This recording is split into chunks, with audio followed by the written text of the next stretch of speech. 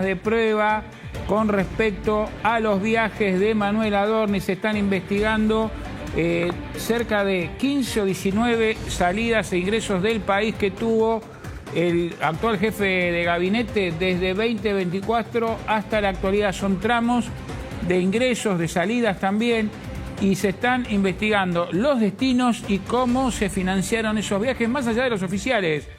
A ver, estos 15, entre 15 y 19 viajes son la mayor parte oficiales, ¿verdad? Exactamente, y de ahí se quiere separar cuáles fueron privados. ¿Qué pidió el fiscal ahora? Los informes de migraciones. Migraciones, y también quiere saber quiénes financiaron esos viajes, exactamente.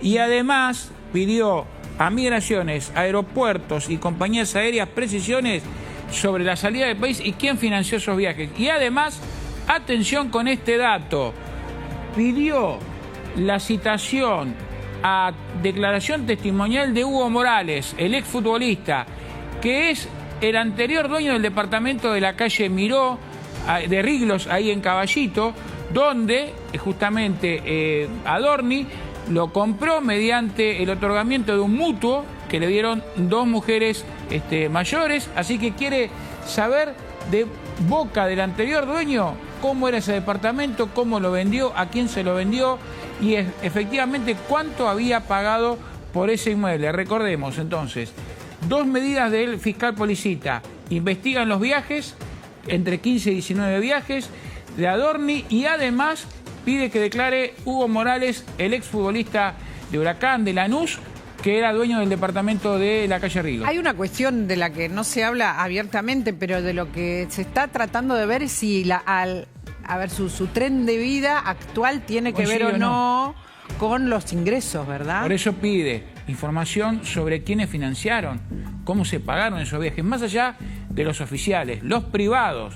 Entonces, el fiscal quiere saber, pide los informes sobre la declaración jurada de Adorni, recibos de sueldo de él y de su cónyuge. ¿Quién pagó estos viajes? ¿Cuántos de estos 15 o 16 viajes fueron oficiales? Los otros, Claudio hablaba la semana pasada o la anterior de una foto, y también lo comentaba Martín Rodríguez Yebra, de Adorni y su mujer en una playa. Esa playa se haría algo. ¿A quién pagó? ¿Cuánto salió? ¿Estaban en condiciones ellos de pagar ese viaje a un hotel all inclusive con los ingresos que tenían? Tengamos en cuenta un detalle, que Manuel Adorni además está afrontando el pago de por lo menos 2 créditos, con lo cual se gastó en los 2 viajes que conocemos de este año 6 sueldos. 6 sueldos gastó este año.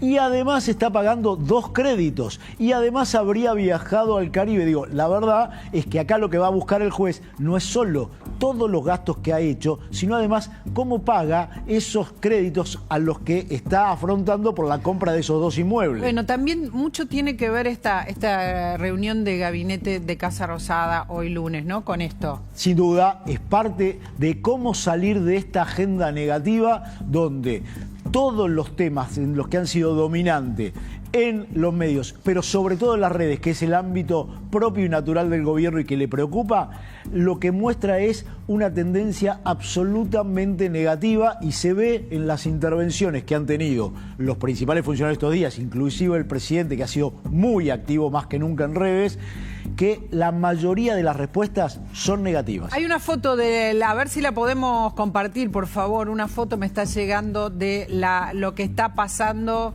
A ver, ¿de qué se trata la foto? Cuéntenme, me están mandando una foto importante en este momento. Ahí está, fíjense la reunión que tuvo el presidente Milei con el presidente de Chile. Esto está pasando también ahora. El presidente flamante, José Antonio Kast, y los equipos de gobierno de los dos países. Ahí está gran parte del gabinete también reunido. Karina Milei, Manuel Adorni, Kirchner, Caputo, Monteoliva, en fin. Ahí están todos. Está la previa, esta mañana, antes de esta reunión que se está armando ahora, que encabeza el jefe de gabinete. Primera visita como presidente de José Antonio Kast, que ya había estado antes de asumir, pero en este contexto tenía además otro interés, que es la detención del ex guerrillero Apablaza, que no se pudo lograr. Y este era uno de los temas por los cuales se acortó esta visita. Bueno, a ver, estamos siguiendo lo que pasa en Casa Rosada, estamos en vivo con Abigail allí. Entiendo que llegaron todos ya, Abigail. Debiera haber empezado la reunión. ¿Empezó la reunión de gabinete, Abby, sabés? Sí, efectivamente, a mí me confirman fuentes que están dentro y justamente que están cubriendo esta reunión de gabinete que ya empezó un poquito demorada. Reitero esto, estaba estipulada para las 12 del mediodía, pero debido al intercambio que hubo entre el presidente Javier Milei con su par chileno se demoró un poco. Y a propósito de esto, el presidente Javier Milei solo pasaría esta reunión a hacer un saludo y luego se va a retirar para que quede todo en manos de Manuel Adorni, en una nueva muestra, ¿no?, de apoyo hacia el jefe de gabinete. Pero sí, a mí me dicen que la reunión ya empezó. Bueno, muy bien, estamos siguiendo esto con el vivo, con vos, así que cualquier novedad nos vas a contar. Ahora vamos a cambiar de tema.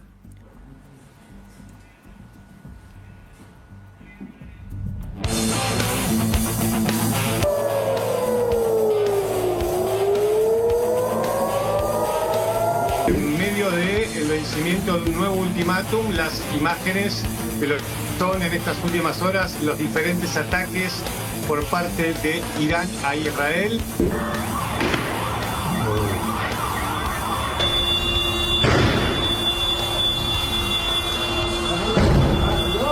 ضرب العجل نباید باعث بشه که ما در دفاع از کشورمون کمترین تغییری به خودمون راه بدیم. Estas son imágenes del ataque reciente de Irán en Haifa. Dejó 4 víctimas fatales al menos. שוחחתי עכשיו עם ראש העיר חיפה, יונה יהב, והבעתי צער עמוק על אובדן החיים. Al mismo tiempo, Estados Unidos e Israel han atacado diferentes posiciones en Irán, matando al jefe de inteligencia de la Guardia Revolucionaria iraní. משמרות המהפכה יורים על אזרחים, ואנחנו מחסלים את ראשי המחבלים. מנהיגי איראן חיים בתחושת נרדפות, נמשיך ונצוד אותם אחד אחד. הזהרתי שבמידה וימשיכו לירות לעבר אזרחים בישראל, נפגע ונשמיד את התשתיות הלאומיות האיראניות. Lo que se ve es que todo esto sigue muy complejo. El estrecho no fue liberado, Irán sigue teniendo uranio, Irán a tantas... La pregunta es, ¿vamos a seguir hablando de días, de semanas o de meses en este conflicto?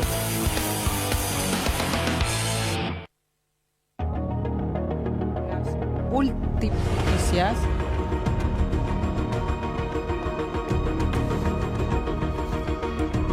Estamos siguiendo las últimas noticias. Ustedes saben que lo que hizo el presidente de Estados Unidos, Donald Trump, es poner un ultimátum de 48 horas que vence mañana, y él dice que si no acuerdan, mañana se viene muy difícil para Irán, muy difícil. Está todo muy centrado en estas negociaciones diplomáticas contrarreloj, porque son 48 horas y ahora, Andy, promete una celeridad que hasta ahora iba y venía, ¿no? Correcto, ahora realmente la amenaza es grave. Es una amenaza que además la sube de tono porque Donald Trump durante el fin de semana hace un posteo en su red social Truth Social donde dijo: abran el maldito estrecho de Hormuz, malditos locos. Es decir, es un tono cero diplomático, María Laura. Sí, él digamos que oscila en los tonos. La cuestión es, ahora, Guido, hay reuniones en Pakistán para realmente lograr está Guido Fell con nosotros, para lograr un acuerdo. ¿Eso está pasando en estos momentos? Porque no hay información, ¿no? Bueno, las negociaciones justamente no trascienden, pero sí lo que estás viendo es que hay un intento de Pakistán de intermediar.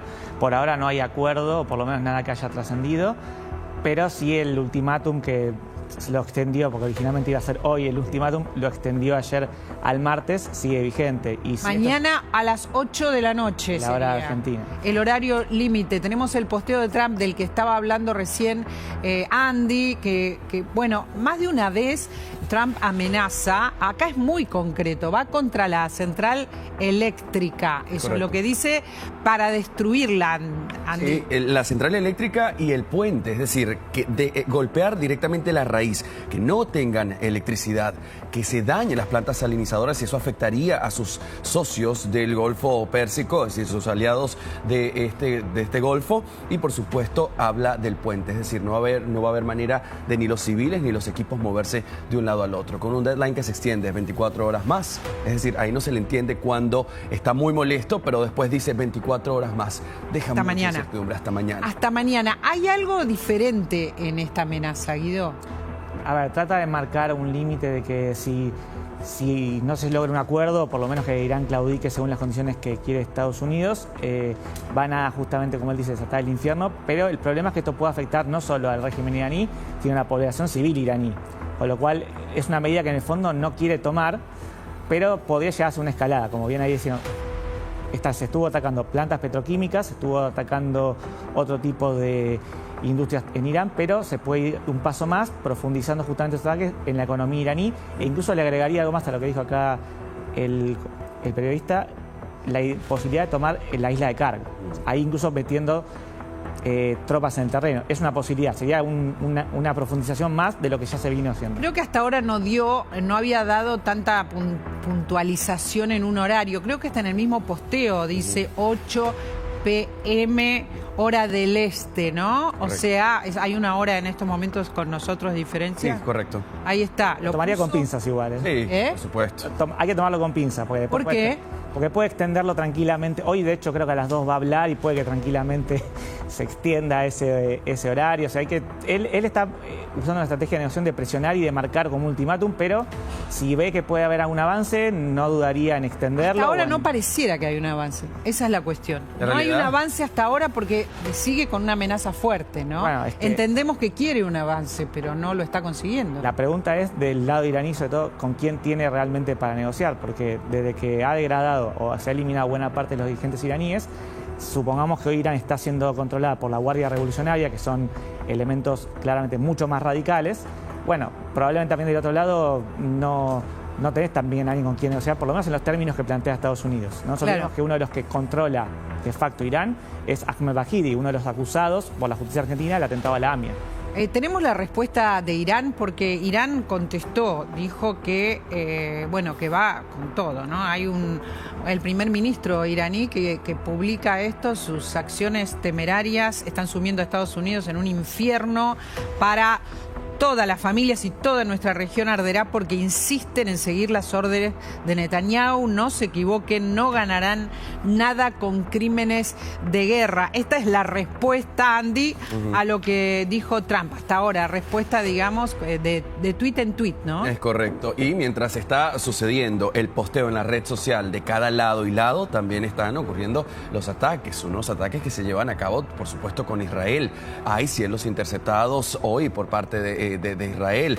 Hay alarmas más que nunca. Y esto yo lo conversaba, María Laura, más temprano con Ronnie Kaplan y le preguntaba, estos ataques que hoy estamos viendo en el día 38, que no se veían al inicio de la guerra, ¿responden a una saturación de la defensa de Israel o a fallas muy específicas? Porque hay que tomar en cuenta que hoy estamos mencionando más afectaciones en Israel de lo que se hablaba en el día número 1 de esta guerra. ¿Cómo sería el ataque si es que se lleva adelante en el Estrecho de Hormuz? No sé si tenemos mapa para ver lo que podría pasar en el Estrecho de Hormuz, que es donde está la madre de todas las batallas, que si se da aquí, ¿no? En este lugar. Bueno, la clave es la isla de Karg. Claro. La isla de Karg donde se concentra la industria petrolera iraní y donde justamente a partir de ahí saca del Estrecho de Hormuz y exporta petróleo a diferentes partes, entre ellos a China.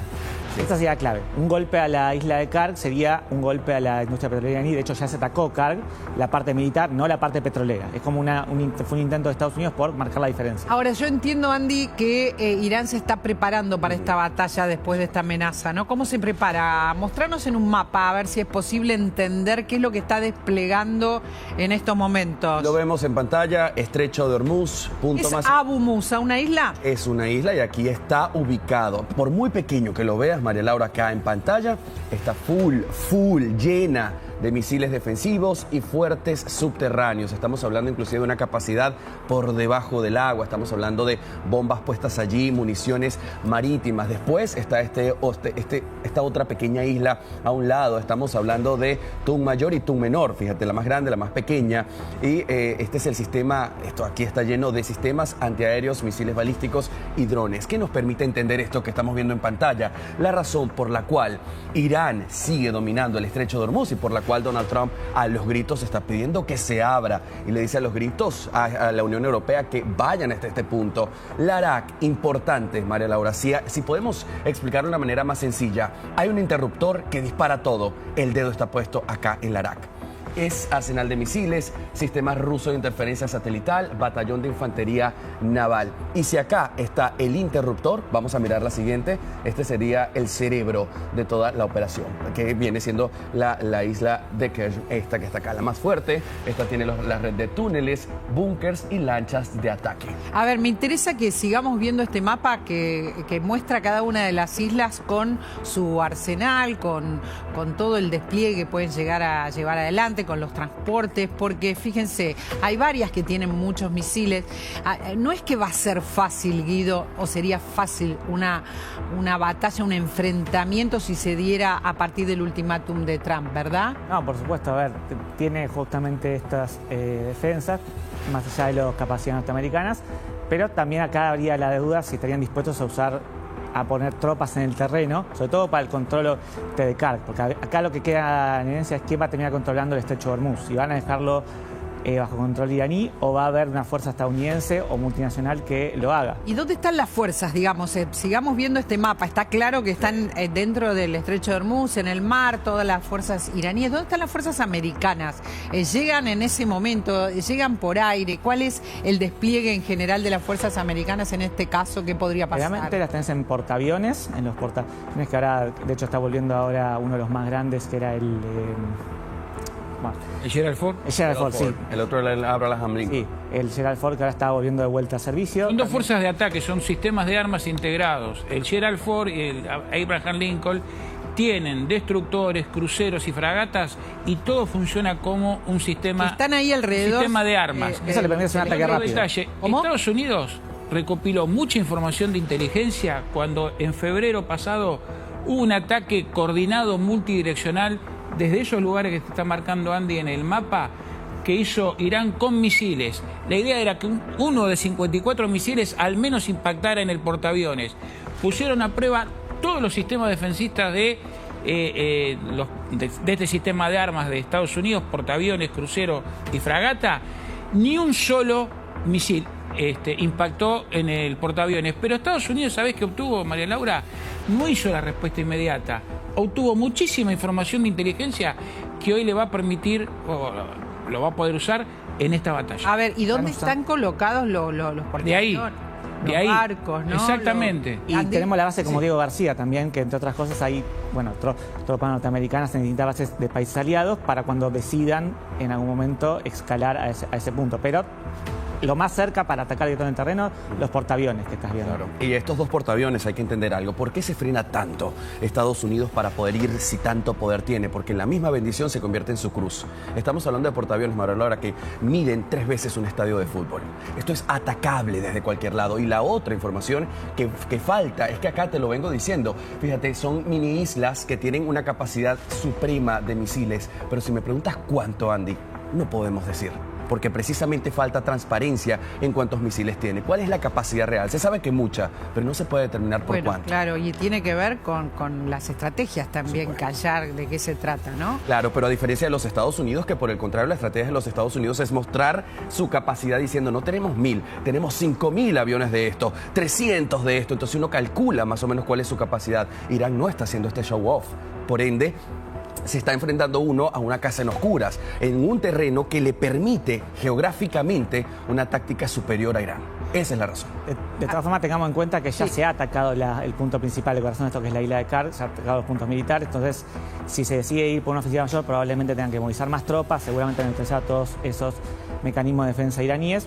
Que bueno, sí, yo si me preguntás, tienen la capacidad para hacerlo, pero bueno, no alcanza solo con un bombardeo, seguramente haya que pensar en tropas en el terreno, para el control indefinido de eso. Y no hay que dejar acá de lado, si las islas que te mencionaba, María Laura, se activan militarmente en el estrecho de Hormuz, es inmediato el impacto económico, inmediato el impacto económico en lo que va a ser el tránsito marítimo, el caos que va a generar y por supuesto el impacto económico hacia Europa. Hacia Europa. Lo debe estar viendo Virginia. Virginia, que está muy concentrada viendo que de verdad el mundo tiembla por esta cuestión, por esta amenaza. Sin duda que el mundo tiembla y hoy la expectativa está puesta en qué va a pasar con ese ultimátum. Y acá hoy tenemos cada uno elige su propia aventura, pesimismo en Europa, hablando de mercados, ¿no? Pesimismo en Europa con el petróleo en $109 el barril de referencia para nosotros.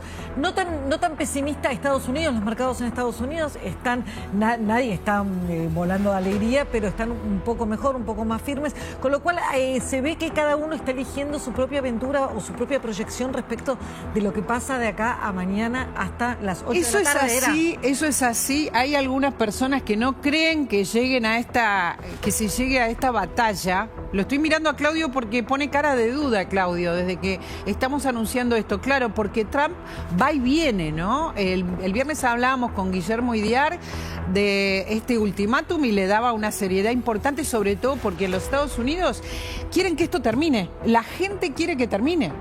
La gente, el propio gobierno necesita que termine, ya los costos que ha tenido son demasiado altos, el impacto que tiene en la vida cotidiana es enorme. Acaba de decir hace horas Trump, es la última extensión que doy, es decir, ya vino haciendo muchas extensiones a ultimátum previos. Con eso lo cual, le baja la credibilidad, claro, ¿no? Esto lo que hace es que nunca se sabe cuándo va a ser el último, porque ya ha dicho varias veces que era el último, y es parte de esta disputa donde lo que se sabe es las conversaciones que ha habido de los negociadores, tanto Vance como Witkoff con Pakistán, pero no se sabe nada de Irán más que lo que respondió es si intentan una agresión mayor, va a ser duramente respondida. Esto es lo que dijo Irán hoy, con lo cual lo que tenemos este horizonte, como bien decía Guido, no sabemos si dentro de un rato cuando hable Trump vamos a tener otra extensión de ese ultimátum. Y lo cierto es que la guerra ya está siendo más larga y más costosa de lo que Trump pensó y prometió. Bueno, a ver, lo que sí vimos es que si se desata esto que se llama batalla, pero que sería una guerra, puede ser tremendo para el mundo y que no es que va a ser sencillo para los Estados Unidos. Sí, no lo es. Abrir el estrecho de Hormuz como Donald Trump lo quiere, eso va a tener un costo. Entendemos la ventaja geográfica que tiene Irán, entendemos la supremacía tecnológica que tiene Estados Unidos. Nadie con esos dos puntos nos puede garantizar qué es lo que puede pasar. Estados Unidos necesita, por una cuestión interna, es una guerra impopular, es un Donald Trump que necesita también atender sus propios problemas con las elecciones venideras del 3 de noviembre y por supuesto en el marco de toda esta situación, María Laura, ¿te acuerdas cuando el viernes estábamos nosotros técnicamente con la primicia de el piloto encontrado? Sí. Entonces justamente esto habla de una operación, un Estados Unidos que pudo entrar a Irán. Que pudo digamos, recuperar los dos tripulantes. También el otro que está seriamente herido en el fin de semana lo pudo recuperar. O sea que estamos hablando de un país que tiene una capacidad gigantesca al lado de Irán. Pero el riesgo es alto y el costo aún más. Fíjate que cuando hubo el segundo rescate, María Laura, se utilizó información de inteligencia, un engaño. Hubo un engaño primero de sí, hemos recuperado al oficial de armas. Y no lo habían recuperado pero lo que quisieron fue descontrolar a Irán, que estaba en una búsqueda porque se les ofrecía $60.000, unos 10 millones de tomanes al pueblo iraní con sus banderas del régimen islámico iraní para cobrar ese dinero. Ellos buscaron por otras partes y en esa neblina de guerra aprovechan con inteligencia a rescatarlo. Pero esto, después del rescate, terminó con esto, tuvieron que quemar también sus propios aviones. Eso no es gratuito. Sí. Esto no es gratis. No. A ver, de esto vamos a seguir hablando, pero tenemos otra noticia que nos parece importante contarles, que es lo que pasó con un misil iraní, impactó en Haifa. Fíjense lo que son las imágenes. Impactó en un edificio de Haifa y hay por lo menos 4 israelíes muertos. Hasta ahora las pérdidas humanas israelíes son muy pocas en relación a una guerra de esta característica. Estamos hablando de estos últimos días, pero lo que estamos viendo es que esto impactó en una área, digamos, residencial y en un edificio del área metropolitana de Haifa. Recordemos que es la ciudad más importante del norte de Israel. Y antes había sido atacada, además, 2 veces, ¿no, Guido? Sí, a ver, claramente la guerra sigue y más allá del escudo antimisiles de Israel, de vez en cuando se filtra alguno y puede ocasionar la cantidad de muertos que vemos. Aún así, tal cual como dijiste antes, la cantidad de muertos israelíes respecto a Irán es mucho más baja, pero lamentablemente las víctimas están ahí. Esto viene a cuento de que para quienes están allí esto no es nada sencillo, ¿no? El mundo lo mira con la amenaza de Trump, cómo se prepara Irán y casi como algo que queda lejos porque sucede en Medio Oriente, pero los muertos están a la orden del día y Israel es un país que está decidido a terminar con el régimen iraní, Claudio. Israel lo que tiene es una cuestión de supervivencia y esto es, interpreta y ve a Irán como su amenaza vital más relevante. Por lo tanto, no tiene los mismos intereses, no tiene los mismos objetivos que los que tiene Estados Unidos, son diferentes y tiene otro apoyo muy diferente el gobierno de Israel, aún con los cuestionamientos que tiene Netanyahu internos. En este punto no hay fisuras y el apoyo es absoluto, a diferencia de lo que ocurre con los Estados Unidos, donde la mayoría de los ciudadanos de Estados Unidos está en contra de esta guerra. En Israel el apoyo es total y los objetivos son distintos, pero es cierto que sufre estos ataques y que demuestra que Irán tiene capacidad de reacción todavía, a pesar de lo que en un primer momento se pensaba y se propagandeaba desde los Estados Unidos respecto de cuánto había sido dañada la capacidad de reacción militar del Estado de Irán. Hay una refinería en Haifa, ¿no? Que había sido atacada ya, lo habíamos visto. Es un nodo industrial, es un punto estratégico, pero María Laura, acá hay que resaltar algo. Estamos hablando de 4 muertos, 4 personas, 4 familias, destruida, todo lo que quieras. El tema es que Irán no necesita ni siquiera que haya muertos cada que entra un misil de estos. Ellos se cumplen con la estrategia de desgaste y persistencia. Al haber caído este misil en esta zona, María Laura, ya ellos se dieron por cumplidos. ¿Por qué? Alertan a las defensas, consumen recursos y crean la guerra psicológica nuevamente en el ciudadano. Y esos 3 puntos que te acabo de mencionar son objetivos claves en una estrategia militar que está utilizando Irán y que le viene a, según la mirada iraní, no, viene a ellos. El desgaste es costoso para Israel y para los Estados Unidos. Sí, Guido. No, Irán, como acá es el actor débil, está haciendo la estrategia de aumentar los costos a tu adversario. A Estados Unidos mostrándole con todo tipo de situación todo lo que te costaría tomar el control de mi territorio, y lo mismo trata de hacer con Israel, para intentar que cambien su política o por lo menos su ofensiva. Pero es propio de un país que es débil, que intenta trabajar o por lo menos pelear desde el punto de vista de generar un mayor costo, tanto psicológico, de recursos a tu adversario, con el objetivo de disuadirlo y que cambie su política. A ver, atención, porque hay una respuesta de Irán ahora, una respuesta de Irán, información urgente.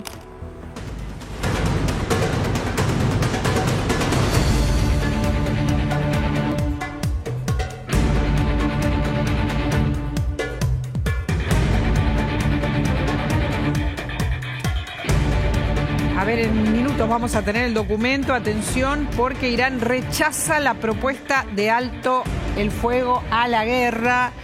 Le transmite una contraoferta a Estados Unidos. Estos son los medios estatales que están informando. Estamos recibiendo la información en tiempo real. Rechaza la propuesta, le transmite a Estados Unidos una contraoferta. Ustedes saben que hay una propuesta que tiene, digamos, las horas contadas, hasta las 8 de la noche de mañana, pero Irán la rechaza, pide un alto el fuego temporal, atención con esto, y bueno, fue en realidad este rechazo fue transmitido a través de Pakistán. En Pakistán se supone que están reunidos los mensajeros o los representantes de ambos gobiernos, y tiene 10 puntos, entre los que está el fin de la violencia de la región, un protocolo de paso seguro por el estrecho de Hormuz, el levantamiento de las sanciones, es todo lo que está pidiendo Irán. En estos momentos está planteando esta cuestión. Dice, Teherán rechaza un alto el fuego, subraya la necesidad de un fin permanente de la guerra que tenga en cuenta sus propias consideraciones. Esto es lo que supuestamente estábamos esperando, ¿no? Claro. Tardó un poco, y es que Irán rechace la propuesta de los Estados Unidos, ¿eh? Y una propuesta que ya venía siendo puesta con 15 puntos por parte de los Estados Unidos, no dista demasiado, cada uno está hablando para su lado. Pakistán juega un rol importante en este momento, está jugando a llenar la vacante de mediador, se está metiendo en el término diplomático, militar y energético para decirle a ambos países por qué es necesario parar en este momento. Y fíjate que dije ambos, Israel acá queda al mandato de lo que Donald Trump vaya a decidir. Claro. Por ahora, Claro. si Donald Trump decide ir hacia atrás, estoy seguro que Israel va a continuar con su propia guerra porque es existencial. A ver, están, de parece hecho- lejos de acordar, ¿eh? Y de hecho, según he entendido, esta contrapropuesta que hizo Irán, ya Trump propio la rechazó. De todas formas, como esta ida y vuelta va a seguir seguramente hasta mañana, y vamos a ver mucho de este tipo de declaraciones de rechazando una u otra propuesta hasta que pueda haber un acuerdo o no. O no. Esto, a ver, el ultimátum de Trump tiene varios días ya, más allá de que ajuste o no ajuste el horario, tiene varios días, y ahora recién contesta Irán, ¿no? O sea que lo que entendemos es que Irán intentó negociar algunos puntos y por ahora no están llegando a ningún acuerdo. No, y la otra situación, María Laura, es que sería interesante, ¿no?, que estos posteos en las redes sociales se estuviesen dando, pero en una paz por el momento. Y la realidad es que esto no está pasando. Las noches de ambos países, Israel e Irán, siguen siendo oscuras con ataques de lado y lado. ¿Entiendes? Entonces esto es lo que hace cuando decimos un Donald Trump que extiende nuevamente o prorroga este Implica ataque. que la guerra sigue. Pero Claro, la guerra continúa. claro.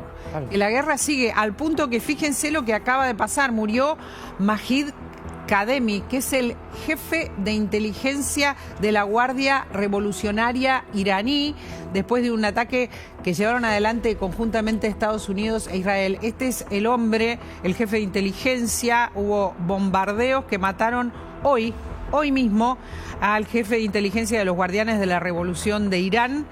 Esto está confirmado por autoridades israelíes, pero también está confirmado por Irán, Sí. esta muerte, Guido. Sí, a ver, él había reemplazado al anterior jefe de inteligencia de Irán, que murió en la guerra de los 12 días el año pasado. Y asumió este señor, ¿no? Sí. Kademi. Sí, estuvo a cargo también de la represión interna en Irán ahí en enero, cuando han muerto desde 10.000 a 30.000 iraníes. Y era el segundo de la Guardia Revolucionaria, porque el primero es Ahmad Bahidi, que está buscado por la justicia argentina por el atentado a la AMIA. Y se lo considera el actual líder de facto de Irán. Exactamente, pero esto viene a cuento de esto, pasó hoy, viene a cuento de lo que decía Andy, la guerra sigue, no es que hay un alto el fuego mientras se está negociando contra el reloj por una batalla, por una amenaza de una batalla en Hormuz del presidente Trump, pero mientras tanto estamos viendo bombardeos y muertes de todos lados. Tengo la suerte de tener conectado a Muki Tenenbaum, que no está aquí, está en Europa, pero nos interesa mucho su opinión, como siempre, mientras vemos las imágenes de todo lo que está pasando, Muki. Vimos sobre todo la cuestión de la batalla de Hormuz ante la no posibilidad hasta ahora de un acuerdo, ¿no? Contanos qué es lo que estás viendo desde allí. ¿Cómo estás? Buen día. Buenas tardes para vos. Bien, María Laura, acá desde Londres. Mira, lo que se ve o lo que se entiende es Trump en algún momento en la negociación se sintió ofendido, enojado por algo en la negociación que hicieron los iraníes. Porque él saca ese tuit, y es un tuit que creo que hay que tener siempre presente, hace un par de días, cuando él dijo, abran una mala palabra, de Hormuz, ¿sí? Abran el estrecho de Hormuz, si no se viene la noche, y terminó con un Allahu Akbar, con una expresión de alabanza a Dios en árabe, me imagino dirigida hacia Arabia Saudita y los países del Golfo. Pero ese enojo, claramente, él estaba en una negociación, parecía que él podía llegar, y parece que esta gente se tiró atrás. Sí. Hay que ver también si puede negociar los que negocian con él, ¿sí? Una cosa es negociar y otra cosa es después poder entregar las cartas. Trump amenazó que si en 48 horas no los hacen, la contestación de Irán fue la de siempre. Son sistemas dilatorios. Vamos a contestar, vamos a tener una contestación al plan de paz diplomático, pero cuando decidamos nosotros, no cuando Trump lo decida, ¿sí? No cuando Trump nos amenace. Así que hay en este momento él alargó ese ultimátum unas horas. Esto es curioso. Sí. No, habitualmente 48 horas. Unas horas. ¿Por qué lo alargó unas horas? Primero, pues es un tema de medios, del horario, ¿sí?, en que lo hacen. Es horario en que la bolsa está cerrada. ¿Sí? Esto hay que tomar en cuenta. A las 10 de la noche de Estados Unidos, la bolsa está cerrada y por lo menos el efecto de eso se morigera hacia la mañana americana. ¿Sí? Hay como 9, 10 o 12 horas, 14 horas desde el momento que esto. Entonces, quizás es esto. La segunda motivo es que él, aparentemente, la negociación aquí le dijo, no, mira, tenemos que ir a hablar con tal y tal, y hasta que no terminemos eso, necesito unas horas más, y es posible que él le dio ese tiempo. Esto es importante otra vez, pequeños signos de lo que hace Trump. Ahora, la pregunta es si lo que Trump amenaza hacer, primero si lo puede llevar a cabo, y qué tiene que ver eso con el Estrecho de Hormuz. Nada. El Estrecho de Hormuz, lo dije y lo vuelvo a repetir, es inexpugnable. No hay nada que puedas hacer. No hay nada que permita que los barcos puedan pasar el estrecho sin correr el peligro de que los hundan. Y las compañías de seguros están de acuerdo con eso también. Bueno, a ver, entiendo lo que estás diciendo porque acá estamos conversando justamente sobre esto. Vamos viendo el Estrecho de Hormuz otra vez, no sé si vos lo ves en la compu mientras hablamos, por todo lo que tiene Irán dentro del Estrecho de Hormuz, que lo hemos detallado, lo que está en las islas, que son varias, lo hemos detallado y lo vamos a volver a ver, pero lo que, a ver, como en las fábulas, ¿no? Trump dice una cosa, no lo cumple, amenaza, no lo cumple, hasta que lo cumpla. Digamos, no podemos evaluar muy sencillamente que se trata simplemente de una amenaza y que están conversando, porque entiendo que hay un momento en que puede hacerlo, Muki. Sí, pero yo no creo. Usted está mostrando las islas. Sí. La Abu Musa, que tiene un radar muy sofisticado, sí, que podrían... no veo, es realmente peligroso meterse en esas islas. No le va a dar ninguna ganancia. No hay control gracias al control de las islas en el Estrecho de Hormuz, porque ellos pueden disparar de 100 kilómetros de distancia. No necesitan estar al lado, sí, para dispararle a barcos. ¿Sí? Sí. Es más, no necesitan disparar, necesitan que los demás crean que van a disparar. ¿Sí? No, ni eso necesitan. ¿Y eso que estás diciendo qué significa en relación a esta amenaza? Significa que la lógica es que lo que él quiere hacer es tomar la isla de Hark, o, como dijo él, destruir todas las centrales eléctricas para que finalmente el pueblo iraní sepa que quedarse esperando no le va a servir, porque lo único que va a estar es...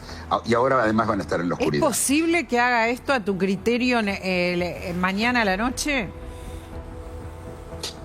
La respuesta es sí. La pregunta, a ver, Trump no me llama cada vez que tiene que hacer algo, así que sé, me queda solo analizarlo. Lo digo, yo sé. Punto de pero vista, él dijo hoy algo importante. Sí. Él dijo, sí, yo sé. Él dijo algo muy importante, María Laura. Él dijo, si yo me pudiera quedar con el petróleo iraní, me quedaría con él. Y eso es la isla de Harka, que es una isla que está mucho más lejos de acá, nada que ver con el Estrecho de Hormuz, que es lo que me pareció siempre lo más lógico. Y acá hay otro tema más chiquito interesante. Vos sabés que los iraníes están disparando bombas racimos mucho más efectivas de las que disparaban antes. Sí. Ahora, en vez de tener 5 o 7 bombas racimos efectivas, hoy fueron 30. El Estado de Israel ya está desangrándose Israel, ya no es esa cosa absoluta en donde no pasaba nada. Israel, como respuesta, está destruyendo las centrales petroquímicas de Irán, que pertenecen todas a la Guardia Revolucionaria. Y estas petroquímicas le traen 18.000 millones de dólares. 18.000 millones de dólares por año ganan por estas industrias que están siendo destruidas una por Israel. La idea es destruir la parte económica, la base económica para las guardias republicanas. Pero cuando estamos hablando ya de petróleo, sí, yo te diría que, y después de lo que dijo él, yo te diría que lo de la isla de Hark, porque es perfecto la isla de Hark si lo hace. Porque la isla de Hark, lo que puede pasar es una de dos. O él se queda con el petróleo de la isla de Hark y lo vende al precio que quiere él, o los iraníes cortan el petróleo hacia la isla y sus propios pozos quedan inutilizados de por vida, o por 5 o 6 años. Es decir, Irán se queda sin petróleo y Irán sin petróleo no vale nada. Claudio, entonces... quiero hacer una pregunta, sí, Muki. Sí, hola, Claudio. ¿Cómo estás? Hacía mención a los últimos ataques de Irán y la pregunta es, ¿crees que esto ha sorprendido la capacidad de reacción que conserva Irán tanto a Estados Unidos como a Israel? Porque se hablaba antes de que parecía estar muy dañada su capacidad militar hace unas semanas y sigue teniendo capacidad de ataque todavía. Sí, a ver, los misiles, está claramente, no está terminado el stock de misiles, pero es que todo lo que le queda a Irán ya no puede hacer nuevos. Claramente toda la industria de misilística está destruida. Le quedaron los misiles mismos, que son, ahora se habla de que eran la mitad de los que había, no sé cuánto habían tampoco, es muy difícil hacer mitades. Pero el ejército sigue siendo el mismo, es decir, no tiene más capacidad militar de la que tenía. Es una guerra asimétrica en dos sentidos, esto es importante entender. Por un lado es asimétrica porque Estados Unidos e Israel tienen mucho más poderío que el de Irán, ¿sí? Y entonces lo que hace Irán es utilizar el estrecho de Hormuz como arma, por eso es asimétrica. Pero hay también una asimetría ética. Mientras que Israel ataca solamente centros militares o cuasi militares de Irán, Irán ataca a la población civil, Israel no lo hace. Hay una asimetría ética en la cual aprovecha Irán el hecho que Israel no va a ser, no va a atacar civiles como respuesta al ataque de civiles, cosa que en el Medio Oriente se hubiera hecho entre todos los demás países sin ningún problema. Y esa es una ventaja que tiene Irán, que es la asimetría ética, es decir, ellos matan civiles sabiendo que los civiles de ellos en general no corren peligro. En general no corren peligro, pero hay bajas civiles también, hay que decirlo. Por supuesto, pero no están. No hay un objetivo de atacar civiles. No está como objetivo. No está como objetivo. Vos pusiste. Claro, si Israel quisiera, podría bombardear las ciudades mañana, por supuesto. Vos pusiste mucho hincapié en lo que Israel está destruyendo dentro de Irán. Esto que está destruyendo, ¿cuánto lo puede complicar a Irán en un futuro inmediato, digo, no? Todo lo que tiene que ver con las petroquímicas. Es una muy buena pregunta, y estoy de acuerdo con vos de que es una muy buena pregunta esa. Yo creo que la destrucción de la industria petroquímica es el primer paso al aviso a Irán.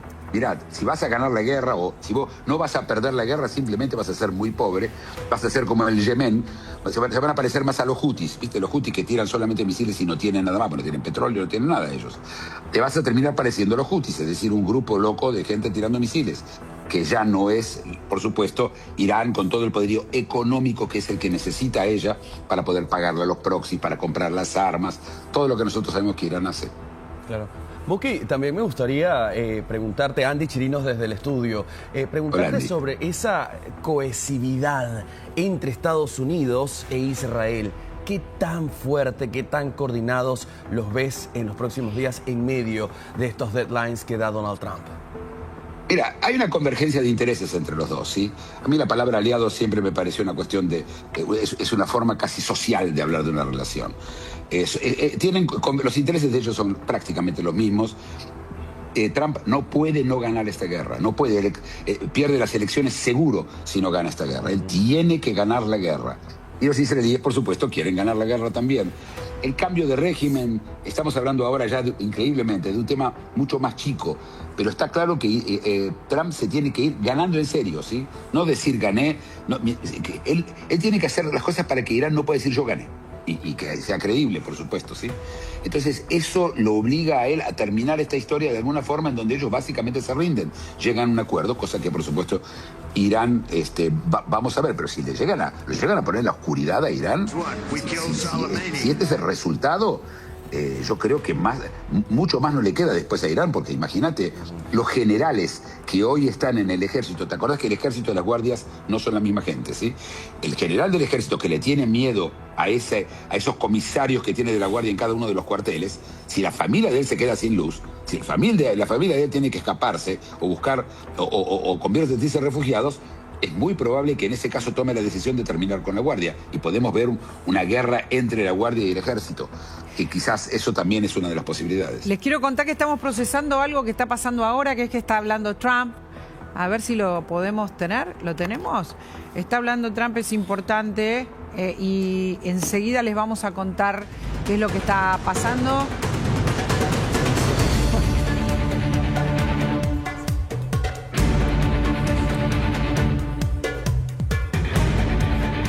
Habla Trump de la guerra, no lo tenemos todavía subtitulado, pero podemos saber lo que está diciendo, Andy. Correcto, vamos a escucharlo. Esto es después de su evento de huevos de Pascua. Sale y ahora responde a periodistas. A ver, a ver. ¿Con quién estás? ¿Le pregunta? Son un grupo de lunáticos. Déjenme decirles esto. es una pregunta importante. La gente de Irán, cuando ellos no han oído de debemos decirlo así, ellos no pueden obtener más armamento, ni armas, ni bombas nucleares. Y eso lo tienen claro. Esta es la manera en la que ellos van a ir a protestar y nosotros no lo vamos a permitir. Si ellos protestan, bueno, se les van a disparar de manera inmediata. Es lo que pasa dentro del territorio iraní. Si ellos protestan, a ellos los eliminan. Van a ser inmediatamente disparados. Y se los hemos dicho. Estos grupos que se supone que están para negociar no lo quieren hacer. No es un arma. Se supone que el armamento no debe ir directamente a su gente. La gente a la que ellos se lo vendieron los han capturado.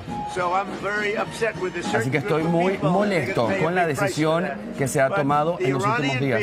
La gente de Irán, el iraní, así como ellos sepan que no les van a disparar y que van a poder obtener más armas, si ellos tienen armas, ellos van a atacar. Si no las tienen, entonces van a negociar. Y nosotros vamos a ser capaces de hacerlo. Ellos tienen un sueño armamentístico y no lo vamos a permitir. Y así como esta mañana también, 45.000 protestas se estaban llevando ahí dentro de Irán. María Laura, a este mensaje que estábamos escuchando, se le suman otros tantos. ¿Sí? A ver, como ustedes saben, habló ahora Trump y no habló del plazo. No habló del plazo, habló del enojo, la molestia, dijo textualmente, literalmente, que siente frente a la respuesta de Irán, ¿verdad? Es correcto, pero a esto, María Laura, le quiero sumar otros fragmentitos que también he estado revisando acá. Fíjate que en los fragmentos dicen, ¿qué le dice, presidente, usted a los estadounidenses que no están de acuerdo con esta guerra? Y dice que son unos tontos. Y después le pregunta, ¿sí? Le preguntan directamente a Donald Trump qué va a pasar con esta guerra. Y dice, nosotros estamos muy molestos. Si ellos estamos muy quieren molestos, negociar, dice. El infierno se viene. Mantiene esta misma idea. Bueno, a ver, esto, como escuchaban la música, era en un evento donde estaba con el tema de las Pascuas. Correcto. Y por supuesto la gente le está preguntando sobre la guerra. Perdón, Muki, te interrumpimos porque nos pareció que quizás estaba planteando algo importante o que estaba pasando algo en relación a los plazos, pero no se trató de eso, sino de sostener este discurso de el enojo con Irán. Muki. Sí, yo había escuchado ahí a Trump hablar del tema. Trump dice que mandaron armas para una insurgencia. Sí, eso dijo. Y que las armas se las quedaron los intermediarios. Cosa que es muy interesante, pero realmente un tema muy, yo te diría, casi secreto, que lo haya abierto, es típico de Trump. Es muy raro que lo haya contado, ¿no? No, siempre es la estrategia de él. Contarlo es para hacerlo sentir a los iraníes, al gobierno iraní, a ellos que negocian con él, la presión, no solo de afuera, sino de adentro. Él dice que hay 45.000 protestadores, no sé cómo se llamaría, porque protestante creo que no sirve para esto. Manifestantes. Que salen a protestar, manifestantes, cierto, perdón. Y estos 15.000 personas, o 45.000 personas están en este momento manifestándose. Por otro lado dijo que si salen a la calle los matan. Así que no está claro, pero otra vez es Trump siendo confuso a propósito, ¿sí? No es que él está confundido, sí, está confundiendo. Creo que está dirigido esto al pueblo, al gobierno iraní, para decirle, miren muchachos, en cualquier momento van a tener un levantamiento y ahí los van a colgar a todos de las grúas. Y volvemos a la misma historia. ¿Cuál es el miedo de la gente de estos asesinos? ¿Sí? Es que al final se dé vuelta la cosa, caiga el régimen suben los otros y van a hacer lo que ellos le hicieron a nosotros, los van a colgar de grúas. Entonces, este es un problema que tiene, por eso fue la historia de lo que él le dijo cuando le levantó las sanciones a Delcy Rodríguez. Lo hizo justamente 2-3 días antes para decir, mirá, conmigo te salvás, ¿sí? El problema que él tiene es otro, y es también social. En Irán, la cultura de la venganza es central, no es un tema menor. Y ellos mataron, 1 millón de personas, quizás 700.000, no sé cuántos, durante estos últimos 47 años. Esa gente va a querer vengarse, personalmente vengarse. Y esto... Sí, ¿cómo? Perdón. No, antes de Andy, que está haciendo cosas también fuera del aire. Andy, esto que está pasando y que dijo Trump tiene varias curiosidades, ¿no? Sí. dilatar, decir algo sobre el límite. Tengo una acá que también te va a sumar, María Laura.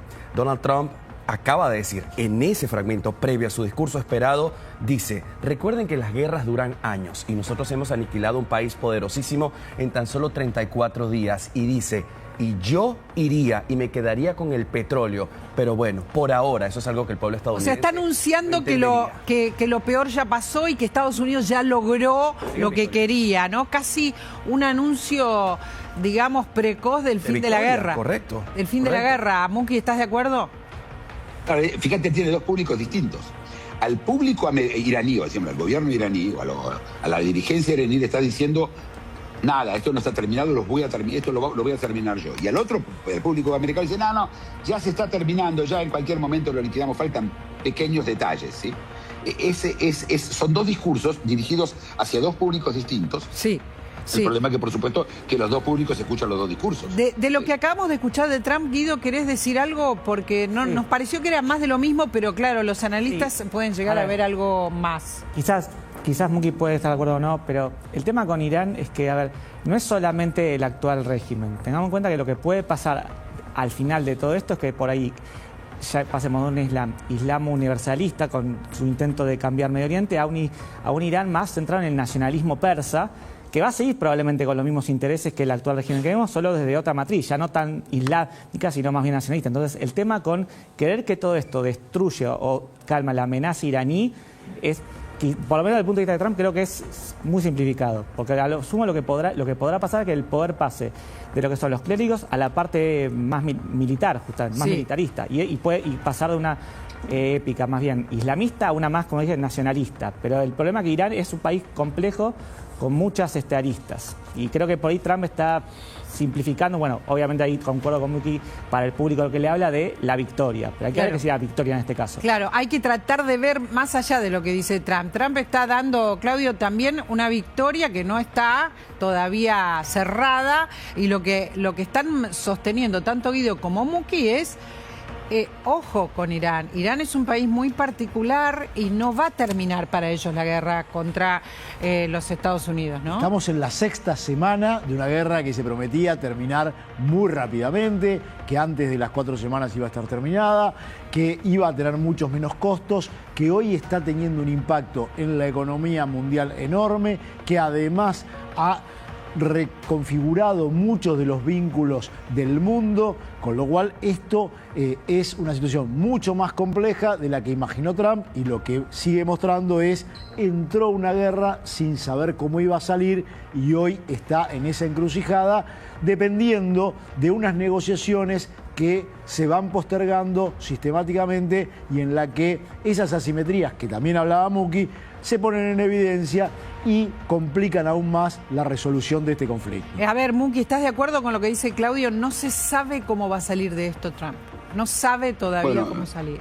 Yo disiento con... Primero, lo que dice Claudio tiene lógica, no es que lo que dice no tiene lógica. Yo creo que no es así.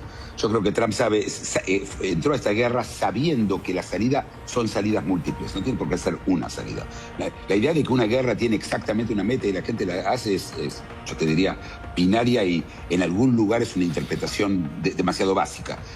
Trump hizo negocios en la vida. Sabe que a veces los negocios van para un lado y vos aprovechás y te vas moviendo. Como es un hombre aparte muy ágil desde el punto de vista de decisiones, ¿sí? Toma decisiones con mucha facilidad, creo que eso fue, ¿no? No tiene que tener una meta exacta como hacer. Él habló de cambio de régimen, después cambió porque se dio cuenta que el cambio de régimen no era fácil, después fue al concepto de Delcy Rodríguez de hacer la Venezuela.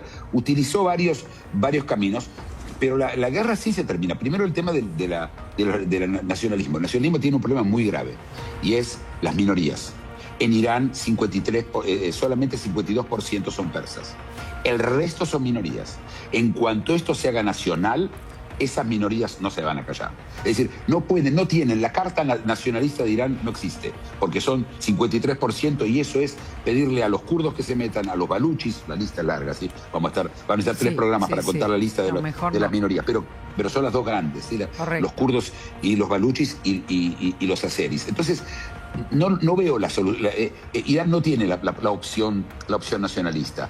La única opción que tiene es mantenerse dentro del Islam universalista, como muy bien Claudio lo describió. Y es la única opción, y si la opción se le empieza a romper, se le rompe. Está claro que si el público no tiene luz, ¿sí?